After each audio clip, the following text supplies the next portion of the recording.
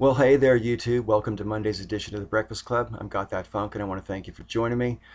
And I want to thank all the other 6 hosts on The Breakfast Club for their contributions this week regarding my topic, which of course is drugs and issues surrounding, legalization, prohibition, drug use, that kind of thing, as well as effects. So before I get into the fruit and veg of this conversation, I want to acknowledge that the Breakfast Club had a video flagged during the week. And fortunately, YouTube is less automated than it used to be. And upon appeal, someone from YouTube watched the video and took note that it didn't break terms of service or community guidelines. And they reinstated it. So, the fruit and veg of this video is as follows. First of all, Tuesday, JJ Talks brought up a good point, I think, which is that, people who are naturally ambitious tend to be so whether or not they get high. And it is also possible for people to be ambitious and succeed and fall from a great height. And I think that's worth pointing out. It's also possible that the opposite can be true. I've known people in my personal life who were very, very close to me who were complete delinquents when they were little, and teenagers and young adults as well. And then, as soon as they sort of start a family and get serious about living, they leave all that stuff behind. I know plenty of people who do that. And so, from my point of view, even pertains to alcohol to some degree. I mean, when people are young, they tend to go out and binge drink over a night or a weekend even, and then try to go back to a normal life. But you can only keep that kind of lifestyle up for so long if you value your health and sanity. And then you grow out of it, and I think the same is true for an awful lot of recreational drugs. I don't think that people necessarily find something and do it for the rest of their life. So I think that's an important thing which relates to what JJ was saying. JJ also mentioned, as pertains to cannabis, how people can become content even though they're not really very motivated or even particularly happy. And I think it's an interesting thing to contemplate, that you can be content without necessarily being happy. And I think maybe that is a kind of a downside to grass that I don't really think about too much, because it doesn't really have that effect on me as such. But yeah, I have to acknowledge it's out there, and so contentment, on the other hand, if you feel content and the rest of your life is shit, to me that's fair enough. You know what I mean? At least you managed to find a way out of thinking about how crap everything was for a while. So, but you don't need drugs for that. And that's worth pointing out as well. So, right, I want to move on to what Landon was talking about, because I love Landon's video. And, one of the things I love about the Breakfast Club in particular is, we've all managed to agree and disagree simultaneously throughout this discourse, not just this week, but in the previous weeks as well. And, no one ever calls anybody else stupid or is in any way derisory. And I'm really grateful for that, guys. And when I watched Landon's video, Landon and I have been acquainted for an awfully long time. And I love the fact that Landon can just go, no, man, that's just not good enough, just by saying, I don't see why that's the case, You don't have to get haughty about it. And I love you, Landon. I love you, man. So thanks for that video. Right.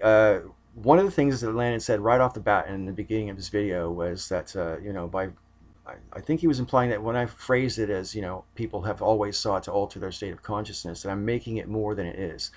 And with respect, I have to vehemently disagree with that. I actually think that the only thing that all drugs have in common, whether they're amphetamines, barbiturates, hallucinogens, or anything else, is that they alter your state of consciousness. So that's why I use that term. It's not overblowing it. It's the most basic fact of all when it comes to using any kind of mind-altering substance. You're altering your state of consciousness. Bottom of all of it. Depending on all the rest of the effects are different. The way it alters your consciousness is different. But that's what it all does. You're not thinking straight when you're drunk. You're not thinking straight when you're on acid. You might think you're thinking straight when you're on acid, but clearly you're on acid. So there's that. Anyway, so also pretty much I think JJ, Landon, Peach, and Josh all voiced the fact that they didn't really think that my argument that it is human nature to want to alter your consciousness is a very convincing one. And I'm not by any stretch saying that, it's a slam dunk or anything like that. But like I say, because the way I think of it is that it's the basic bottom line of all these different behaviors um, that, and it pervades, societies and history almost irrespective of culture. So I find that interesting. And it just seems to me a little odd. People say, in the Breakfast Club, we're saying that they don't think that's necessarily a good argument for making it legal. Perhaps. But from my point of view, it's a good reason you should never have outlawed it in the first place. Just saying. Right. So, but if I'm in a minority of one, I'm used to that, right? So that's okay too. Landon said we should, he actually didn't say we should, but he said, if we look at drugs in terms of the harm they cause.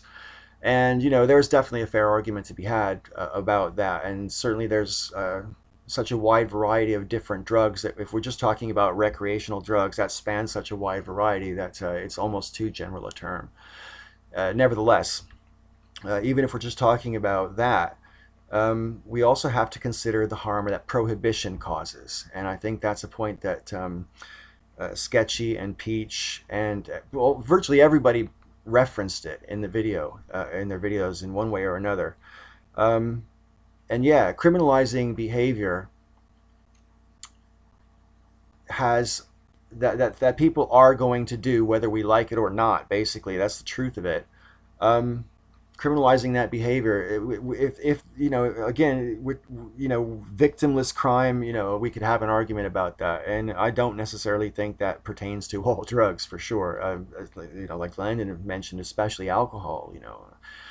Nevertheless, when I was making my video, I was careful, I thought, to sort of say, that I don't necessarily think we should just like legalize everything across the board and make it like readily available at a pharmacy or whatever without certain conditions being met. And some of those conditions would be, how are these drugs allowed to be consumed and in what frequency? I don't think it's okay for some drugs, whether they're stimulants or sedatives, for example, both of those categories of drugs have a high potential for addictive, chemical dependency.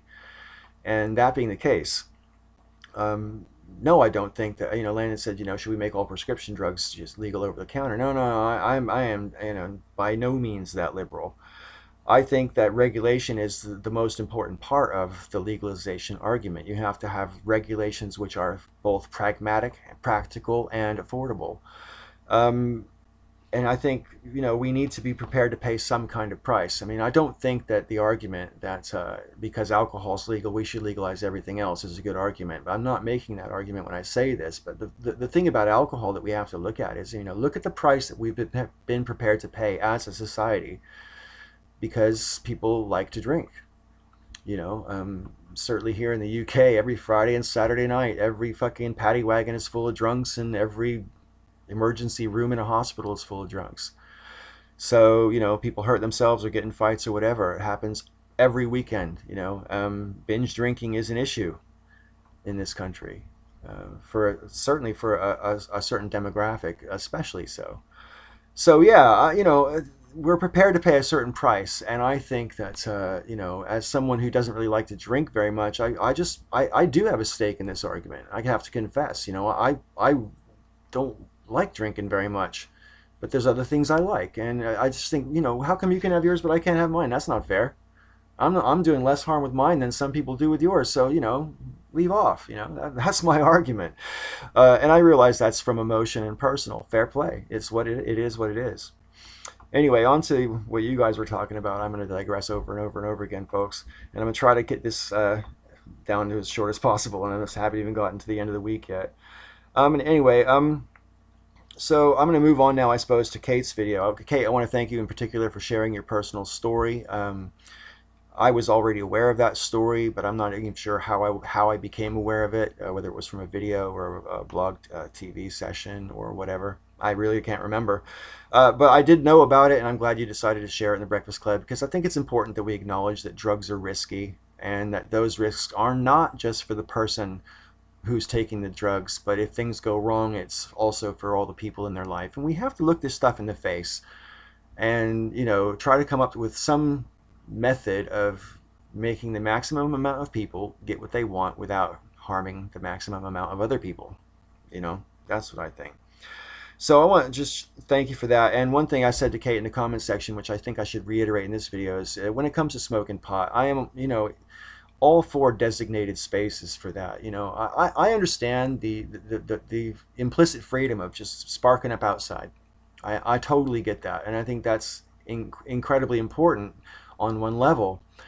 But, I mean, let's face it, pot reeks, man. And not everybody likes that smell. I mean, it can reek for a distance. You know what I mean? And I'll tell you a story that's absolutely true. The first time I went to Amsterdam, I did buy some grass, and I bought just enough to smoke until I left. Now, I took a bus ride from Cornwall, where I lived, to Amsterdam, and then a bus ride back. That's 26 hours on the bus, and it's not very comfortable. So I wanted to have a joint before I went back to Britain. But the bus station was well outside the center of town, and in the area where that particular bus station was, there were no coffee shops. Now, here in the UK, if I wanted to get high before a bus journey and I was somewhere in public, I'd try to find some place discreet. I'd sit behind a dumpster or go somewhere. I don't know what I'd do, but I'd try to get away from people so I didn't have to, reek anybody out. And, have a puff and then go walk on the bus, and no one would be any wiser, right? But in Amsterdam, because they provided you so many places to do it, it just seemed like so disrespectful to, go hide around a bush or something and spark up, that I didn't do it. So that's a true story, and I think it's worth inserting here. Right, Sketchy White Dude's video was the one who was flagged, and I think it was an important conversation piece because he's basically pointing out the detrimental effects on society that the philosophy of prohibition tends to have. And I think, Peach tends to agree with that as well, from what she was saying in her video, that, the drug war has self-evidently failed, and we are putting way too many people in jail for doing something that really is not that detrimental to society, and it certainly doesn't justify the punishment that they receive. And, I also think, the flip side of that is, we give the authorities too much power over us, that's my thing. Sketchy did say at the end of his video that, do we want to sort of, return to the opium dens of, ancient Asia or whatever. And I agree that, no, we don't want to necessarily go there. I think we should be very careful about how we regulate and distribute drugs. I think there needs to be an open conversation about, how much is too much for the general person. Should you have to have a heart checkup before you take a stimulant, or even for that matter a barbiturate? I mean, should you have to prove that your heart is up to it, that kind of thing. There's loads of different questions that would need to be answered. I definitely don't think you could just go, right, drugs legal, everything's cool. Josh, I'm gonna have to skip straight on to you now, even though I could have said more there. You were saying about how prosecutions of lower socioeconomic classes are dominant in how drug crimes are prosecuted, and that's definitely true. And that's something, again, that goes back to why prohibition is such a massive fail. And I agree with you, Josh and Landon, when you say, maybe we should do trial and error with certain things, and maybe we should just legalize pot first, see how it goes and whatever. But my main problem with prohibition, and I'm pretty sure as an educated guess from what Peach and Sketchy were saying, that they would probably agree with me. I mean, the part of the huge problem with drugs being illegal is the crime that it facilitates. When this, like I said last time, it necessitates an awful lot of crime to make the drug world work. And so we are, by making it illegal, we're putting a lot of money into the pockets of people who are, unscrupulous, to put it in one way. So yeah, I think one of the strongest arguments for legalization is what Peach was talking about yesterday, that prohibition causes more harm than legalization will. And that's it in a nutshell, And I think that's where I'm going to have to end this video, because I want to keep it under 15 minutes. JJ Talks thankfully, has a new topic for us tomorrow. I'll see you again next week. I look forward to what you've got to say down below. Bye-bye.